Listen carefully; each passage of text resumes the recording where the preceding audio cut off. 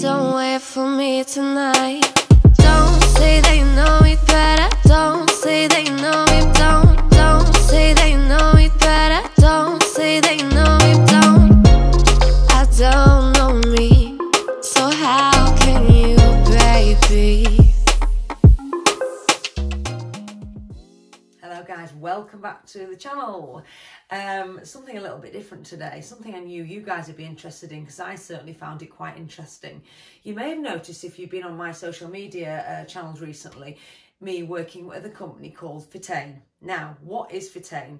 If you don't already know, Fitain is a free app. You might maybe call it a dating app for personal trainers. No, that sounds completely wrong. It's not that at all. It's not that at all. It's a free app that you can download. You can get it on Android, you can get it on iPhone. It's in the App Store now, it's completely free. And it basically enables personal trainers like me or other fitness professionals or fitness experts to get in touch and match with people in the local area who are looking for a fitness professional. So for example, you have a knee injury and you're looking for a fitness professional who lives near you, who specialises in that particular thing. And all you need to do is download the app, put your search things in, and you'll find someone matching the skills that you require, basically. So go along to the App Store, download it and take a look. It's great, and it's going to be worldwide, converted into loads of languages across the world, so it's brilliant.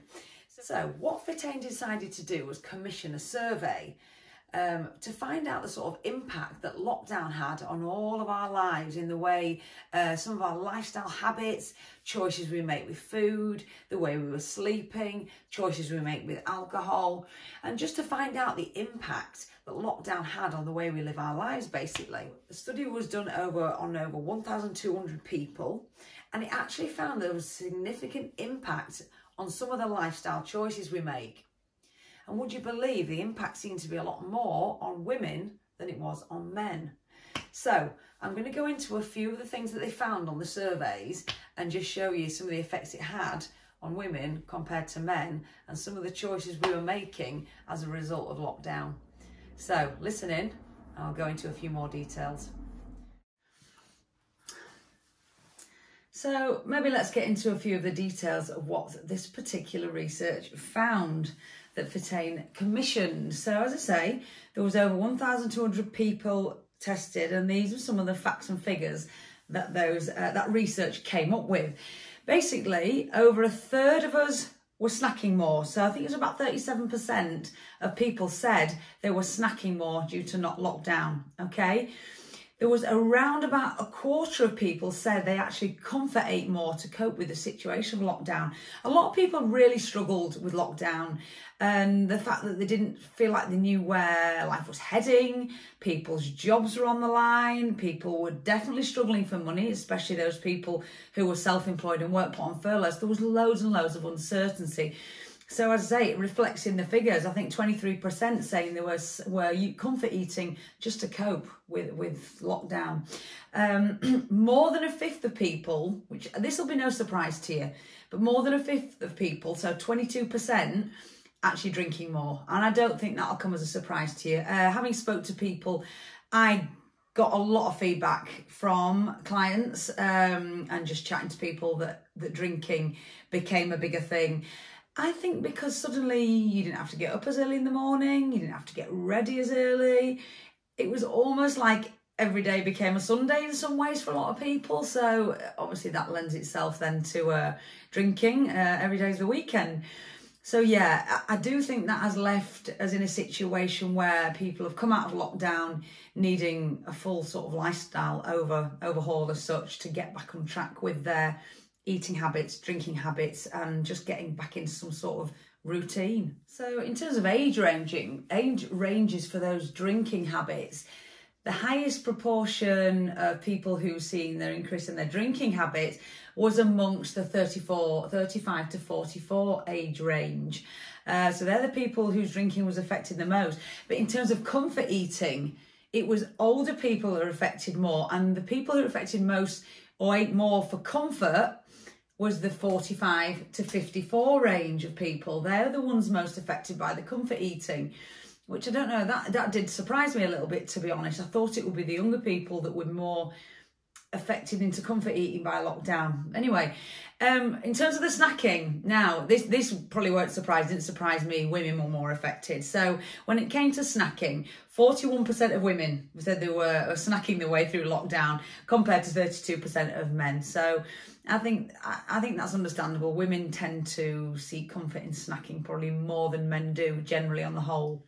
So it's pretty obvious, I guess, that people are going to use food and drink as an emotional crutch during stressful times like lockdown. That's pretty obvious, but look, it isn't all negative. What the research also found was actually a quarter of people, more than a quarter in fact, 28%, actually started doing more exercise, had time now to introduce exercise into their lives, which is brilliant. Actually, 15% of people introduced a new exercise regime, something they'd never done before, which is fantastic. That would never have happened if it weren't for lockdown. So as much as there's negatives, there is a little bit of a positive slant to add on to this. 14% of people actually started doing some form of online training. So I think we all heard of the Joe Wicks PE thing on the morning. That became absolutely huge during lockdown. So, but he's not alone. There's loads of other people, including myself, doing online training, and it's opened up a brand new side of training to a lot of us, including me. So that's the positive that's come from lockdown in terms of exercise. And hopefully that side of it will carry through now things are starting to get a little bit more relaxed. So some of the results of the research showed a definite sort of gender split between the effects on men and women. Again, probably pretty obvious to most of us, but women were more likely to have gained weight. So we had 37% of women gaining weight compared to 29% of men. So not a huge difference, but still, I suppose it's got to relate back to the snacking and the comfort eating. So yeah, I suppose that's pretty obvious maybe. But what about sleep? Again, that affected women more than men. So people due to the worry of lockdown suffering with insomnia. A third of women suffering with some form of insomnia compared to just over a fifth of men, just 22% of men, whereas 31% of women suffering with insomnia. So people really struggling to sleep with the worries of what's going to happen, what is the end of this, and job security, all the rest of it. So, and as well as I do, when your sleep's affected, it affects everything. If you're not sleeping, it affects the way you eat, it affects your want to train, and, it's pretty much a vicious downward spiral once the sleep becomes an issue. So obviously that was one of the problems during lockdown, and it definitely affected women more than men. So looking at mental health, the differences actually became a little bit more apparent. So 30% of women said their mental health suffered as a result of lockdown compared to 20% of men. So quite a big difference there. Whereas actually 10% of men said their mental health had improved as a result of lockdown compared to 6% of women. So some more men are finding that their health, the mental health improved during lockdown, and women, definitely more of them found they'd suffered due to lockdown. In terms of anxiety, 54% more anxiety in women than in men. So that's quite a pronounced difference, isn't it? Women just do tend to be more anxious, or is it just that they're prepared to report it and talk about it more? So when people are answering these surveys, women are prepared to admit to it. I don't know. You could look at it in different ways, but that could be the thing. In terms of being better rested due to lockdown, 20% more for the men than the women. So men felt like during lockdown, they just felt better rested, probably just from being at home more. I mean, it's pretty obvious. I do not want to be sexist, but at home, there is a general rule that women tend to be more busy about the house doing stuff. So with everybody being at home, potentially the women wouldn't feel well rested because they've suddenly got a house full of people. Whereas the fellas may be different. No, I'm not casting aspersions, but that could be the reason. So just interesting to see how the facts and figures and how people report them, really. So anyway, that's the research as we found. We can only report the facts and figures as they are. And it's just very interesting to see how it's affected different people. So this particular research was commissioned by Fitain. If you've not already heard me talk about Fitain, you know by now it's basically a fitness app that puts personal trainers and fitness professionals in the hands of the general public. And from a personal trainer's point of view, it's just streamlining everything we do in day-to-day life, so we can do stuff using the Fitain app that we might do using hard copies of paper, program writing, nutrition, loads of stuff, and it's going to bring it all together into one app. So this app is brilliant, not just for Joe Public to find themselves a trainer. It's great for the actual trainers in order to check the progress of the clients and keep everything in one place. Because let's be honest, we're all carrying phones around. It's a lot easier than asking to someone to carry around, like I do at the moment, a folder full of information.